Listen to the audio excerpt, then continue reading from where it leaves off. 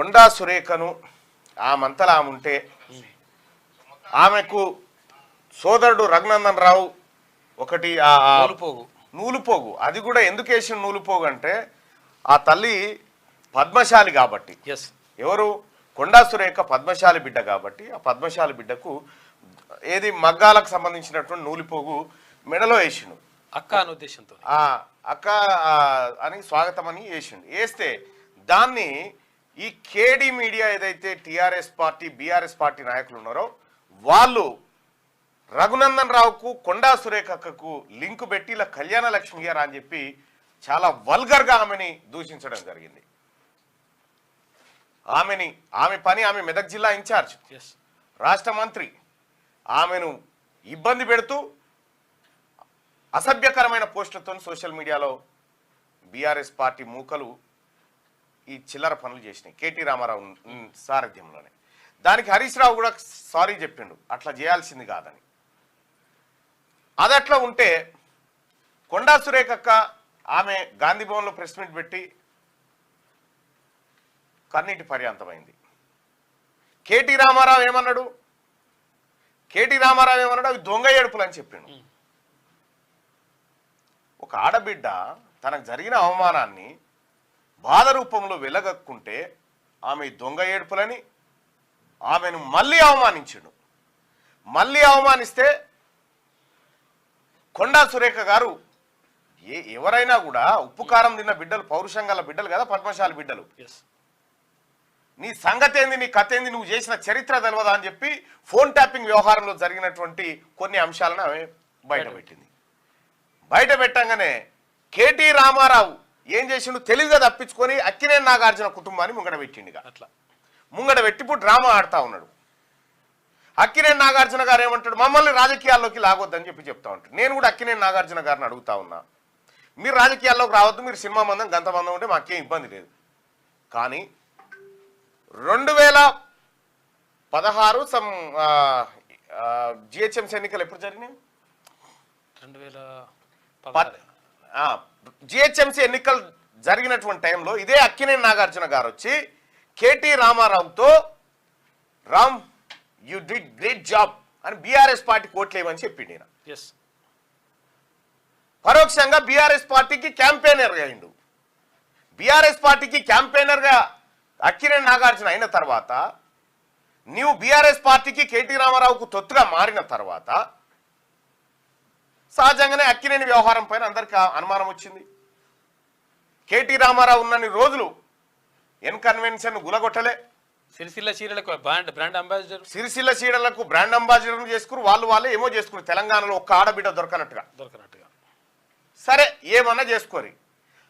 ఈ వ్యవహారం మీద సీతక్క తోటి మహిళా మంత్రి కన్నీటిని అవమానపరిచినటువంటి కేటీ రామారావు నాలుకను యాసిడ్తో కలగాలని చెప్పింది. ఇప్పుడు కేటీ రామారావు కొత్త దుకాణం ఏంటంటే నాగార్జున కుటుంబం కొండా సురేఖ. నాగార్జున కుటుంబానికి కొండా సురేఖ కుటుంబానికి ఏం సంబంధమే? అసలు నాగార్జున కుటుంబాన్ని రాజకీయాల్లోకి లాక్కొచ్చిందే కేటీ రామారావు. మరి అటువంటప్పుడు సప్పుడేక ఆమె పని ఆమె చేసుకొని ఉంటున్నటువంటి కొండా సురేఖను అవమానకరంగా సోషల్ మీడియాలో పోస్టులు పెట్టించిన కేటీ రామారావు నువ్వు ఫస్ట్ క్షమాపణ చెప్పాలి కదా. కొండా సురేఖ గారికి క్షమాపణ చెప్పిన తర్వాత నువ్వు మాట్లాడాల్సిండే. చెప్పకుండా ఇంకా మీదికెళ్ళి ఇంకా దబాయించే మాటలు ఇంకా మీ కాలంలో ఉన్నారా? కాబట్టి కేటీ రామారావు బేషరతుగా కొండా సురేఖ కాళ్ళు పట్టుకొని క్షమాపణ చెప్పాలి. తప్పైంది అక్క అని చెప్పు. నేను పెంచి పోషిస్తున్నటువంటి దొంగ సోషల్ మీడియా నిన్ను తప్పుగా ట్రీట్ చేసింది అక్క అని చెప్పు. క్షమిస్తుంది కొండా సురేఖ గారు. పరువు నష్టం దావా వేస్తాడట. ఎవరి పరువు తీసినావు నువ్వు ఎంతమంది పరువు పుచ్చుకున్నావు ఫోన్ ట్యాపింగ్ లో? ఫోన్ ట్యాపింగ్ కేసు నిజంగా మంచి చేసినే ఉంటే ఎడ్డి ప్రభాకర్ రావు ఎటు వారిపోయిండు, శ్రవణ్ రావు ఎటు వారిపోయిండు? మీరు మంచి పనులే చేసినంటే అడిగి ఎందుకు వస్తలేడు? మీ కన్ఫెషన్ స్టేట్మెంట్ లో మీ అధికారులు చెప్పిరు ప్రముఖుల ఫోన్లన్నీ ట్యాప్ చేసినామని చెప్పిరు. ప్రముఖుల ఫోన్లన్నీ ట్యాప్ చేసినామని చెప్పిరు. అలా నా ఫోన్ కూడా ట్యాప్ చేసి చెప్పిరు. అది కూడా కానీ ఇంకా చీకటి కోణాలు ఎన్నో ఉన్నాయి. ఈ చీకటి కోణాలు బయటికి రావాలి. ఇవాళ జూబ్లీహిల్స్ ఈ ప్రాంతంలో పబ్బులన్నీ పెట్టింది ఎవరు? కేటీఆర్ గారి బామ్మారిది కాదా? ఈ పబ్బులలో డ్రగ్స్ కలకలం లేగలేదా? కొండా సురేఖ గారు మాట్లాడినటువంటి మాటల్లో ఆమె కళ్ళ ముందట పట్టబగటిని సమాజంలో జరిగినటువంటి అంశాలను కొత్తగా ఆమె తీసుకొచ్చి మాట్లాడింది ఏం లేదు. ఇదే అక్కినేని నాగార్జున గారు కేటీ రామారావుకు ఈ ఇన్సల్ట్ జరిగితే నువ్వు వచ్చేటోనువా? కేటీ రామారావే మీ కుటుంబాన్ని ఇన్సల్ట్ జరిగితే నువ్వు మాట్లాడేటోనువా? ఇయ్యాల అక్కినేని నాగార్జున గారు సినిమాలు చేసుకుంటే మాకేం ఇబ్బంది లేదు, కానీ ఒక బీసీ బిడ్డ మంత్రి కొండా సురేఖను ఏ మహిళకు కూడా అవమానం జరగవద్దు. మేము చెప్తున్నాం, ఏ మహిళకు కూడా అవమానం జరగకూడదు. పొరపాట్లు ఏమైనా జరిగితే చింతించుకోవాలి. కానీ కొండా సురేఖ గారిని రెచ్చగొట్టిందే కేటీ రామారావు. ఒక్కసారి పోల్ పెట్టుకొని మాట్లాడదాం, ప్రజల ఒపీనియన్ కూడా తీసుకుందాం.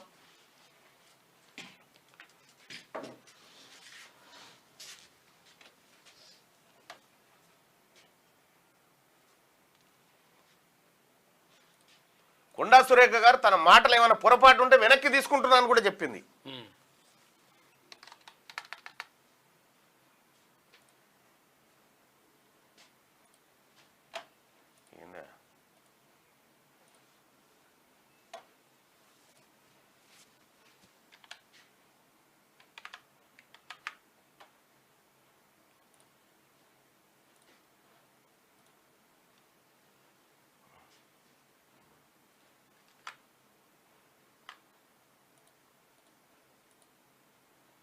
లాంగ్వేజ్ బాగా మార్చేసిరా.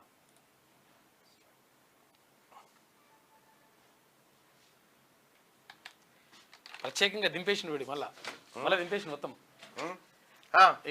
మొత్తం ఇక ఉల్టా బ్యాచ్ దించేసిండు. ఎందుకు ఒకవైపు మాట్లాడుతూ నిజంగా కేసీఆర్ కేటీఆర్ తప్పు చేస్తే 10 నెలలు అయింది, ఏం పీకుతున్నారంటున్నాడు. పీకుదామంటేనే ఎక్కడో అక్కడ వారిపోయింది కదా. ఎక్కడో అక్కడ ప్రభాకర్ రావు అటెందుకు పోయిండు, ఈడు ఇటెందుకు పోయిండు. ఒక మాట కొండా సురేఖ గారు నిజంగా ఆమె మనస్సును గాయపరిచిరు కాబట్టి ఆమెను నిజంగా ఏ మహిళ అయినా కూడా ఈ మాటలు మాట్లాడితే వీళ్ళకు కళ్యాణ లక్ష్మి ఎప్పుడు ఇస్తారంటే మీ ఇంట్లో అయితే ఒప్పుకుంటారా? చెప్పురిగా మీ ఇంట్లో అయితే ఒప్పుకుంటారా? అదేదో పనిచేస్తలేదు చూడ. దయచేసి మార్నింగ్ న్యూస్ని లైక్ చేయండి, అలాగే షేర్ చేయండి మిత్రులారా. కొండా సురేఖ విషయంలో కాసేపట్లో పోలు పెట్టుకుందాం. ఏదో చిన్న అది టెక్నికల్ ఇష్యూ ఉంది. ఇంకొక విషయాన్ని మనది అందులో కాపీ చేసాం లేరాదబ్బా దాంట్లో పెట్టి. ఇంకొక విషయం సోదరులారా, ఇది కొండా సురేఖకు సంబంధించినటువంటి లేదంటే ఇక్కడ కేటీ రామారావుకు సంబంధించిన పంచాయతీ. ఇది కేటీఆర్ కు కొండా సురేఖకు సంబంధించిన పంచాయతీ. కేటీ రామారావుకు చాతగాక నాగార్జున కుటుంబాన్ని పక్కకు తెచ్చుకోండు ఇప్పుడు మాట్లాడడానికి సిగ్గుండాలి ఆ మాట చెప్పడానికి. ఇక ఈ అంశం ఇట్లుంటే తీయలే ఇది ఏదంట ఏమే డైలీ